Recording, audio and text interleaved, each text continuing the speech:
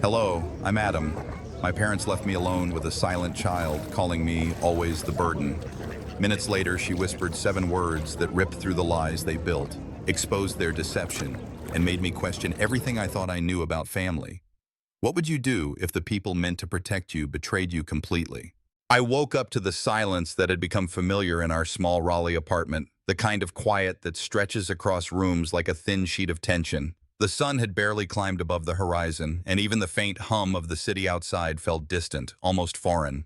My parents were gone, off on one of their vacations, leaving me alone with Melody, their silent child, though silence never meant absence of thought.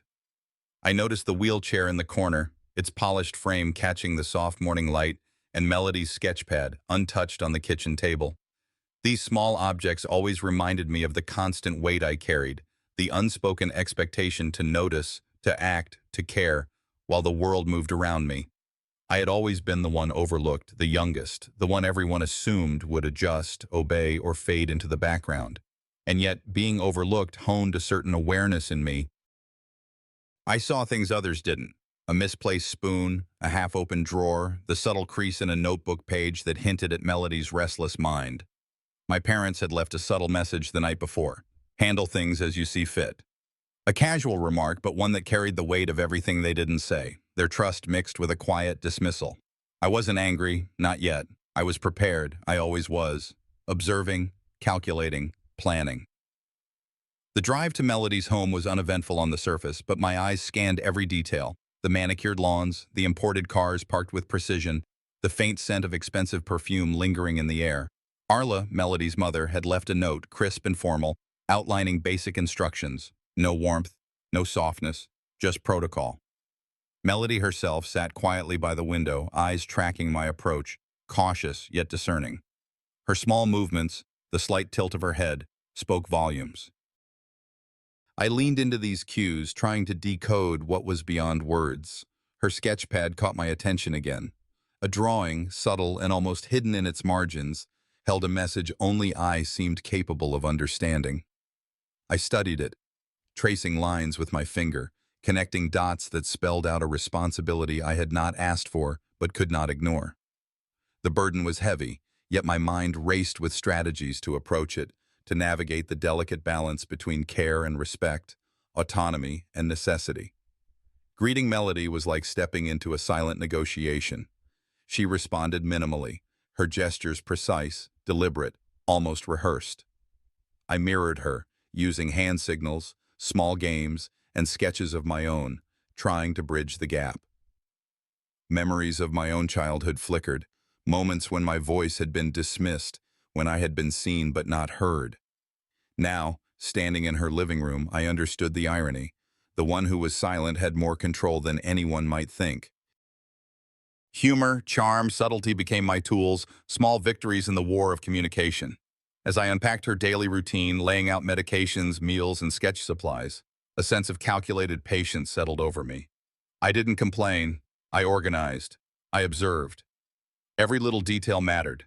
The time her medication needed to be administered, the sequence of meals, the placement of her sketches.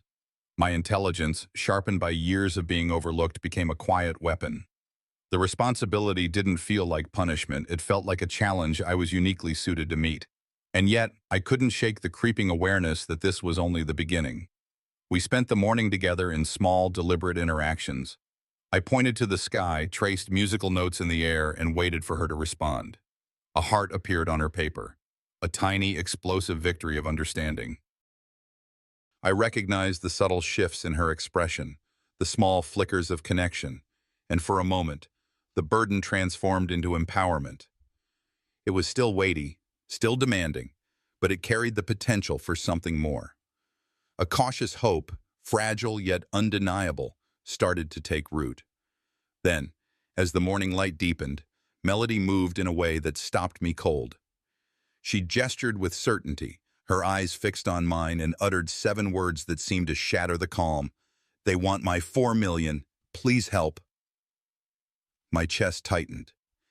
The weight of responsibility shifted, heavier and sharper, laced with moral and ethical stakes I hadn't anticipated. Family secrets, deception, and the unspoken games of power now pressed into the room alongside her words. I froze, processing both the immediacy of her plea and the storm it implied. This wasn't just caretaking. This was a test of judgment, intellect, and courage, a measure of whether I would rise or simply absorb the weight until it crushed me. The room seemed smaller, the shadows deeper, as I realized the morning was no longer ordinary. Every glance, every object, every pause in the quiet held significance. Melody had just handed me a key to a family labyrinth, one tangled with expectation, secrecy, and unspoken agendas, and I had to navigate it carefully. The calm that had marked my morning now existed only as a thin veneer, ready to fracture at the slightest misstep. The silence around us was no longer comforting. It was the prelude to a storm that I had no choice but to face. By mid-morning, I had settled into Melody's routine as best as one could when the rules of engagement weren't clearly spelled out. The apartment, or rather her parents' house, was immaculate, every corner curated to project control and order. Yet it hid subtle cues that spoke volumes if you knew where to look. I spread out her medical supplies and daily schedule on the table, scanning each prescription, meal plan, and exercise note. The quiet of the room demanded attention. Every gesture, every blink from Melody seemed to carry intention. Her eyes flickered toward a sketchpad as if daring me to notice, and I did. Not because she was demanding, but because I had learned early that observing meant understanding more than what was said. Intelligence, patience, and strategy were my companions, and today they were all I had. I attempted to bridge the silence between us. Using hand gestures, pointing at objects, and drawing simple sketches on paper, I tried to communicate with her, to gauge her reactions. Small smiles, hesitant movements, and subtle shifts in her expression offered tentative confirmation that she was following, assessing, even judging. I couldn't help but think of my own childhood, of the countless times my voice had been ignored or dismissed. Now, standing in this polished living room, the roles were reversed. The silent one was speaking volumes, and it was my responsibility to listen. Humor, light and subtle, threaded through our interactions. A shared glance at a crooked toy or a scribbled note became a bridge, a fragile connection building trust without words. Then I noticed the sketch. Hidden among her neatly organized drawings was a small, nearly imperceptible depiction of a checkbook, marked by numbers and symbols only someone paying close attention could decipher. My pulse quickened. Melody knew more than she should, or perhaps more than I had been told. Questions flooded my mind. How much had her parents revealed to her? What were they hiding? I glanced around the room, noting the framed family photos, the awards, the subtle reminders of parental control. There was a hierarchy here, unspoken and rigid, and I had just been invited into its inner workings. The burden I carried suddenly expanded, beyond caregiving, beyond observation, into the territory of secrets, power, and potential betrayal. I reorganized her day meticulously, aligning meals, exercises, and creative time, all while mentally mapping the landscape of hidden motives. Every sketch, note, and gesture from Melody became data. A subtle tilt of her head here, a fleeting shadow of anxiety there. It all added up. I considered the risks: financial deception, ethical dilemmas, familial disputes. The intelligence I had honed over the years, my ability to parse information quickly and act decisively, became essential. I could not afford to misread a single cue. One misstep could ripple into consequences far beyond what I had imagined when I first walked through this door. As afternoon light softened across the room, our interactions deepened. I began noticing patterns in Melody's gestures and responding creatively.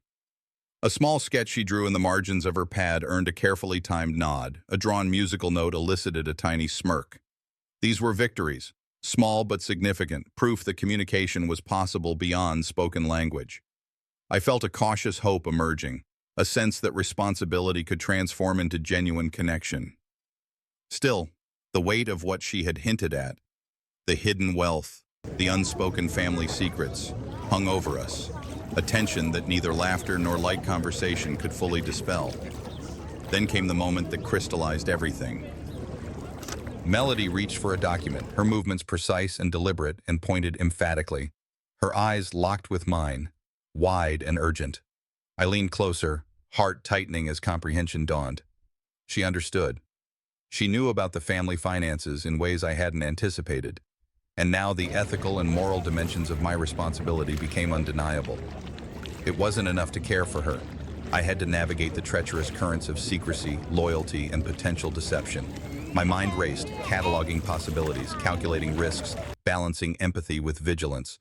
One wrong move could compromise both her safety and my own position. I paused, taking a slow breath. The day had begun with routine, a simple integration into a carefully managed life, but now it demanded decisions and discernment far beyond the ordinary. The weight of responsibility pressed down, not just the physical care, but the moral, strategic, and emotional stakes that now defined our reality. Melody's silent intelligence had revealed the depth of her awareness, and I was forced to match it, not with words, but with observation, insight, and deliberate action. The room felt smaller, charged with anticipation, as if waiting for the first move in a complex game whose rules I was only beginning to understand. Every glance, every object, every subtle cue mattered, and I was determined not to fail. The afternoon light filtered through the blinds, casting narrow stripes across the polished floor as I moved carefully through the house. Melody sat nearby, her sketchpad open, her pencil poised as if to translate thoughts that words could not contain. I watched her hands, noting the subtle way she tapped the page when a thought struck her. It wasn't just a child's gesture. It was a language in itself, one I had to learn quickly. My attention shifted to the scattered papers on the side table, notes, receipts, and letters. Something felt off. Certain numbers didn't align. Some names seemed deliberately omitted. The signs were subtle, almost invisible, unless you were trained to notice them.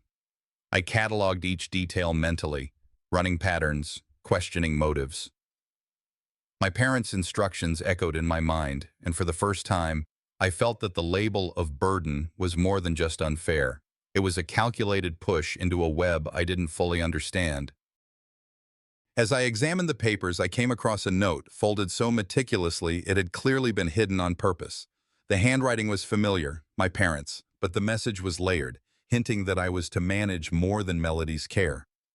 The note carried undertones of expectation, responsibility beyond what I had bargained for, nudging me into territories that involved judgment, ethics, and potential consequences I wasn't yet ready to face. I paused, weighing what I could reveal to Melody and what had to remain in the shadows, balancing transparency with caution. The room felt heavier. Every glance at Melody, every sketch she produced, seemed loaded with meaning. Symbols, gestures, and subtle hints created a network of communication I had to decipher carefully. I could feel the tension growing, like a storm gathering in the distance, urging me to act wisely, yet without panic. The bond between us strengthened through these quiet, deliberate interactions. Melody's eyes flickered with recognition as I mimicked her gestures, drawing small, playful symbols in the air. Her faint smile, the tilt of her head, the tiny nods, they were acknowledgments of understanding, building a connection stronger than words. I reflected on my past, on moments when I had been overlooked, ignored, or dismissed, and now, here I was, with responsibility not as a weight to crush me, but as a challenge to navigate intelligently. Each small victory, getting her to trace a symbol I drew, seeing her expression change at a shared joke, reinforced the growing trust between us. Yet beneath that quiet connection, I sensed the undercurrents of secrets deeper than I could initially fathom. Careful observation led me to a sketch tucked behind a small stack of paper. It depicted familiar rooms, furniture, and in the margins, markings that hinted at money, assets, and hidden caches of value. I felt a cold surge of awareness.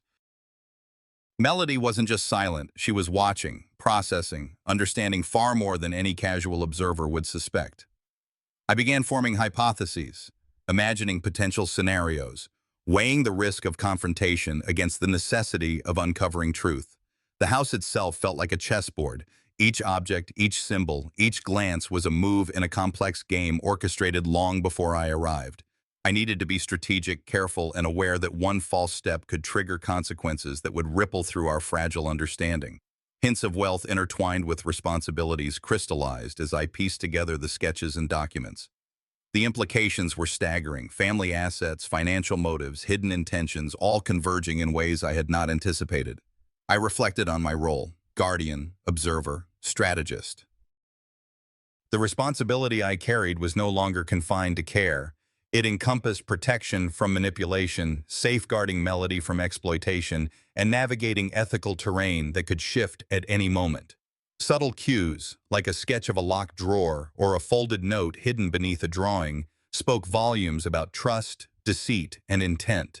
Each realization sharpened my focus and reinforced my resolve to act judiciously.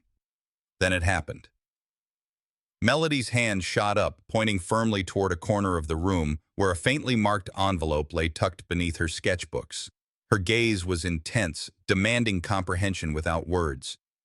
The message was unmistakable. She knew more than I realized, and the family's financial motives were entwined with her presence, her care, and the obligations placed upon me. A chilling clarity settled in. Our connection was no longer simply about trust and communication. It was about navigating deception, moral responsibility, and imminent challenges. My mind raced through contingencies, analyzing what could be revealed, what must be protected, and how best to act while ensuring her safety. Every instinct honed from years of observation, calculation, and patience came alive. Caregiving had transformed into strategic guardianship, and the stakes had never been higher. Late afternoon settled over Raleigh, the golden light slanting through the windows and painting the hardwood floors in warm tones. I moved cautiously around Melody's home, my eyes scanning the subtle shifts in her behavior and the surrounding environment. Something felt off. A photograph slightly askew on the mantel, a folder not quite where it should be. Tiny details that normally would go unnoticed, but now, in the quiet of the house, they screamed significance. I kept my movements calm, yet inside, my mind raced through potential consequences. Misreading a gesture or acting prematurely could tip the balance of this delicate household dynamic, and I had learned long ago that family can wield secrecy like a weapon. I found myself rifling quietly through drawers, tracing over notes and letters, careful not to disturb the order Melody maintained so meticulously. Each hidden message, each subtle omission pointed toward motives I had not fully anticipated. It was clear that Melody's well-being, her inheritance, and perhaps even the careful trust I had built were all pieces in a game I was only beginning to understand. A name here, a number there, inconsistencies that suggested someone close might be maneuvering behind the scenes. My mind cataloged each observation, constructing possible scenarios, testing hypotheses against the visible and invisible rules of this household. Communication with Melody had become more fluid, her gestures precise, her eyes revealing intelligence far beyond her silence. I spent minutes, hours even, interpreting these cues, testing small interactions, observing her reactions. Every nod, every flicker of her gaze carried weight. I noticed a faint crease in a folded note, one that had slipped behind her sketchbooks. Its presence hinted at secrets meant to be uncovered only by someone paying close attention. A chill ran down my spine as I realized the implications. This wasn't just about family eccentricities. It was about financial leverage, trust, and potential betrayal. The responsibility pressed against my chest, equal parts caution and determination. I paused to reflect on my own history, moments when I had been overlooked, dismissed, or relegated to the margins of family decisions. That experience had sharpened my perception, my patience, and my resilience. Now, as I pieced together the clues surrounding Melody, I felt a strange combination of dread and empowerment. Protecting her was not simply a moral choice, it had become a strategic necessity. Every movement of mine, every observation, had to be deliberate, precise, and mindful of the possible manipulations of relatives whose faces masked intentions I could only guess at. I felt the burden of responsibility deepen, transforming into a challenge I was uniquely equipped to navigate. The turning point arrived when I discovered a small envelope tucked beneath the edge of Melody's desk. Her pencil stopped mid-sketch, her gaze fixed on me with intensity. She did not speak, yet her eyes commanded attention, indicating the gravity of what she had shown me. Inside, I found documents subtly outlining financial arrangements, hints of wealth, and notes suggesting that someone within the family might be acting in bad faith, twist and betrayal carefully hidden behind formalities and polite gestures. My mind raced through scenarios: how to confront, how to protect, how to act without causing harm or triggering suspicion. The stakes were higher than I had anticipated, and the quiet of the late afternoon suddenly felt oppressive, heavy with unspoken danger. Every detail became critical. I reviewed everything again, observing the way family photos were arranged, the letters that hinted at hidden intentions, and the patterns in Melody's own subtle communications. The complexity of the situation became apparent. Caregiving, protection, and strategic navigation had all intertwined. I understood in that moment that I was no longer simply a helper. I was a guardian, an observer, and a strategist, responsible for maintaining a delicate balance of trust, safety, and moral clarity. Each decision carried consequences that extended far beyond the walls of this home. I looked at Melody, her expression calm but alert, as if she had been aware of these stakes all along. The silent intensity of the moment pressed upon me. I knew that immediate action was necessary, yet I also recognized that patience, observation, and careful strategy were equally crucial. Nothing in this household operated on surface appearances alone. Hidden motives, subtle manipulations, and quiet ambitions threaded through every interaction. I had to remain vigilant, thinking several steps ahead while maintaining the bond I had cultivated with Melody. The afternoon light waned, casting long shadows that mirrored the tension now stretching across our fragile understanding. It was clear. The walls of secrecy were beginning to crumble, and the path forward required more than courage. It demanded intelligence, foresight, and unflinching resolve. The early evening air in Raleigh carried the hum of distant traffic, but inside Melody's home, the atmosphere was charged, tense, a quiet storm building in every glance and half-spoken word. I could feel it immediately. Subtle confrontations layered beneath polite conversation, veiled jabs aimed at testing my patience and resolve. My parents' friends, cousins, even aunts lingered with sharp smiles and pointed remarks, each one designed to unsettle, to make me question my place and my authority in this fragile household. I kept my posture relaxed, my voice steady, but inside, I cataloged every nuance, every inflection, every hesitation. Years of experience had taught me the subtle art of reading intentions and guarding responses, an internal chess game where every move mattered. I discovered quickly that the family had underestimated me. A casual comment about handling things quietly, veiled as guidance, struck a nerve, yet I responded with measured calm. I noted the way words were chosen carefully to pressure, to provoke guilt or submission, and I countered with silence and observation.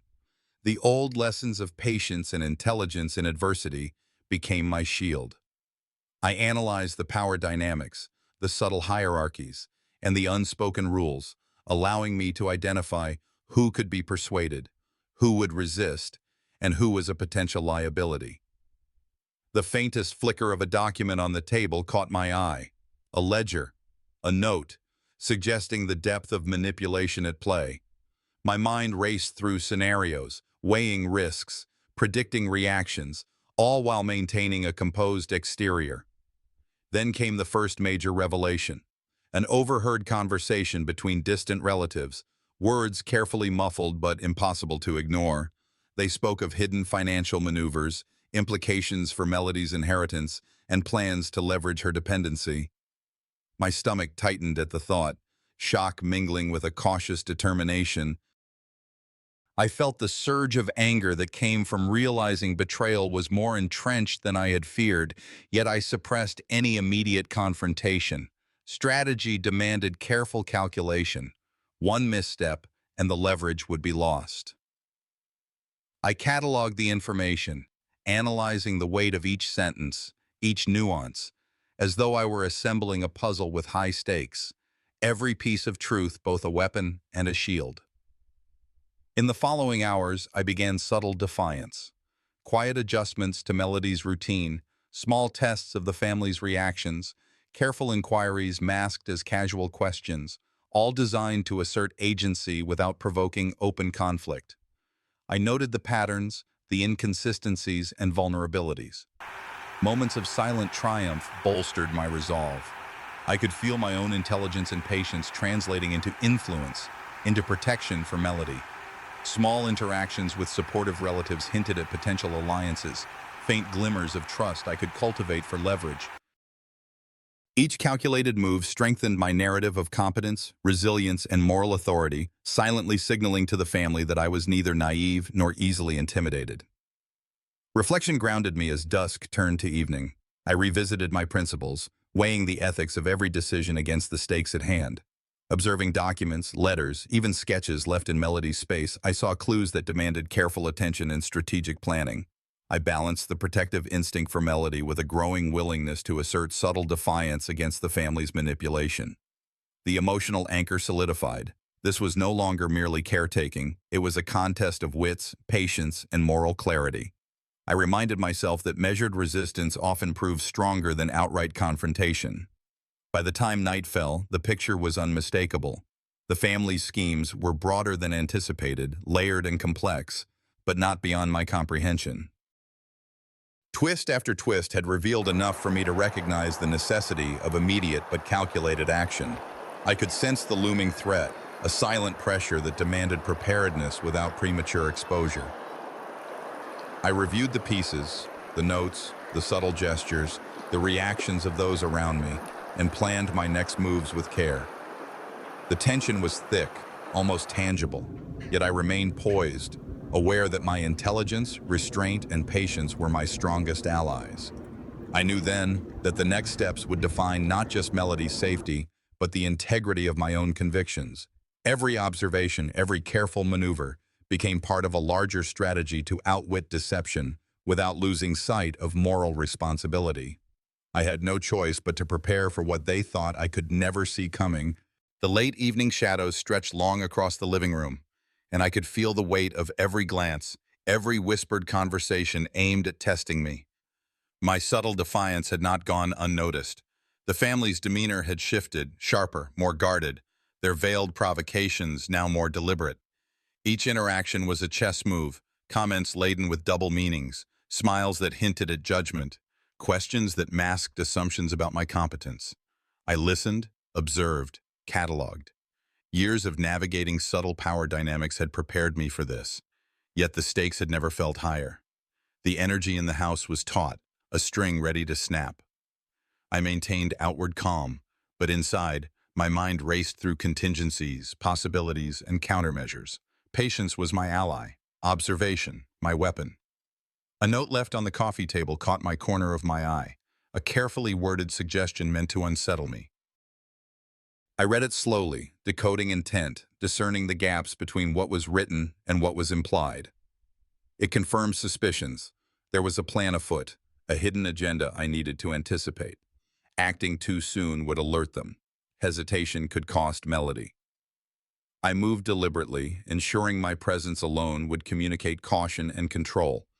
When a relative made a seemingly casual remark about keeping things in order, I responded with measured neutrality, masking the calculation behind my eyes.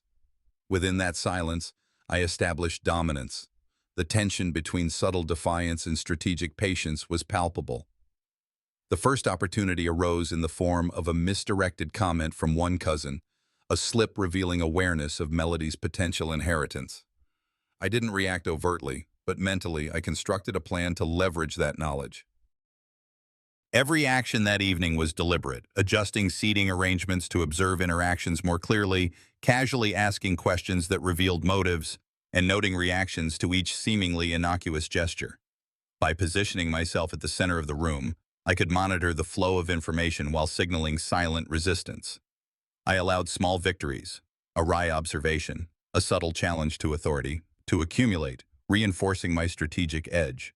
Each maneuver increased my confidence, each observation a reinforcement of my capability. Alone for a brief moment, I reviewed the ledger, sketches, and notes I had gathered over the day. The ethical boundaries I had set were my compass, but the practical reality demanded vigilance. Every move, every calculation had to safeguard Melody, protect my own integrity, and anticipate future challenges. I made mental notes, preparing contingency plans for confrontations that could arise at any moment. I considered which alliances might be reliable, who could be coerced or misled, and what information could be weaponized discreetly. The evening had transformed from careful observation to proactive positioning, with each step further entrenching my presence as a thoughtful and capable counterforce. The culmination of the night's efforts arrived as a whispered exchange between two distant relatives, words revealing a betrayal I hadn't yet fully anticipated. The revelation was subtle but unmistakable, a plot designed to exploit Melody's vulnerability while masking intentions under the guise of familial care. I absorbed the implications, my mind dissecting motives, assessing risk, and identifying leverage. Every instinct screamed caution, yet every learned lesson urged action. I sensed that the board was set, the pieces arranged against me, but awareness alone was advantage.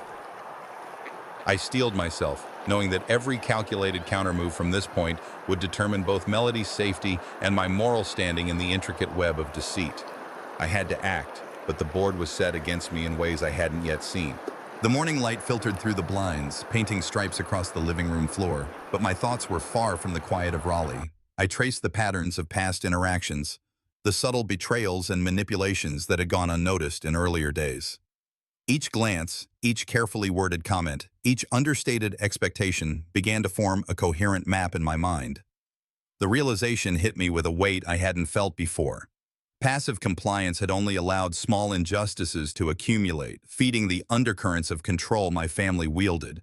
I recalled a message overlooked before that now seemed loaded with intention, an implicit hint at motives I had yet to fully grasp. Understanding dawned slowly but sharply. Timing, strategy, and patience weren't just abstract tools, they were lifelines in a landscape fraught with deceit and silent power plays. The clarity was sobering, yet empowering. I could see the leverage points, the weak links in the family's chain, and I knew exactly where to apply pressure. For the first time, the burden of responsibility felt like a weapon in my hands rather than a weight on my shoulders. By late morning, I began to position myself with purpose.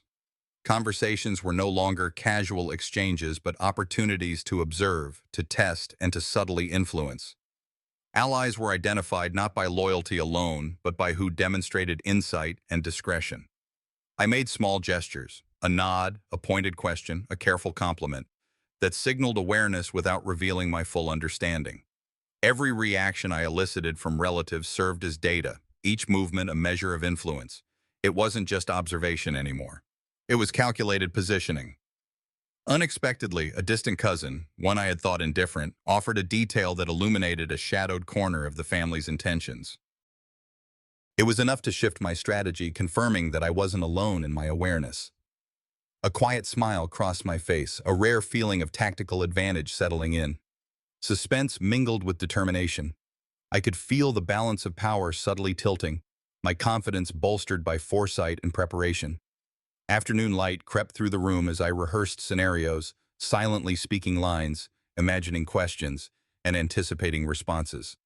I weighed each potential reaction against ethical considerations, ensuring that Melody's welfare remained uncompromised. Every choice carried ramifications. Each misstep could unravel months of careful planning. I envisioned confrontations with measured assertiveness, where words could disarm rather than provoke and silence could enforce presence. I considered how to navigate the delicate hierarchy, respecting boundaries while maintaining moral integrity. Melody's trust was paramount, and every decision revolved around her safety and empowerment. The anticipation of high-stakes events in the coming days was tangible, the tension in my chest both motivating and sobering. Each calculated thought reinforced my resolve. Each potential scenario played out in a quiet rehearsal of strategy and ethics. By the time the sun shifted toward the west, I had mentally positioned every piece on the board, ready for the moves that would define the next chapters. Even in this methodical planning, an inner conflict churned quietly. I questioned when the right moment to act would come, balancing justice with restraint. Pushing too far could fracture relationships or provoke unnecessary retaliation. Waiting too long risked harm to Melody or lost leverage. My mind oscillated between ethical imperatives and tactical necessity, each thought weighed with care. I reminded myself that true strength was not in reaction but in measured action, that intelligence and patience could achieve outcomes that brute force never would. The awareness of the family's duplicity sharpened my moral compass. I could act decisively without sacrificing integrity, asserting control while maintaining ethical grounding. This balance, I realized, was the essence of strategic awakening, seeing the board in its entirety, knowing my position, and anticipating the moves of others while preserving my own principles. As the afternoon deepened, a subtle but urgent warning arrived, a gesture, a glance, an intercepted message that confirmed my intuition. Events were about to escalate dramatically. The pieces were in place. The potential for confrontation loomed closer with every passing moment. I felt the familiar weight of responsibility tighten around my shoulders, but this time it came with purpose, clarity, and readiness. The path ahead required vigilance, calculated courage, and strategic foresight. Every observation, every alliance, every small maneuver had prepared me for what was to come. The turning point was undeniable. Everything was about to change, and I couldn't afford a single misstep. Late afternoon sunlight spilled across the hardwood floors, warm and deceptive, while tension coiled tight in my chest. I had spent days consolidating every shred of evidence, every subtle signal, every whispered conversation that hinted at betrayal. Each note, email, and document I had collected formed a web that made the family's manipulation unmistakable. I reached out quietly to the few I could trust, careful not to expose my full plan, yet securing enough support to act with leverage. Then, tucked between folders, I found it. A communication that confirmed the depth of the schemes aimed against Melody and me. It was a revelation that shifted the balance. I was no longer just defending. I could strike back. I paced the living room, tracing each line of thought, weighing ethical boundaries, and planning strategic moves. Every step, every decision, had to be precise.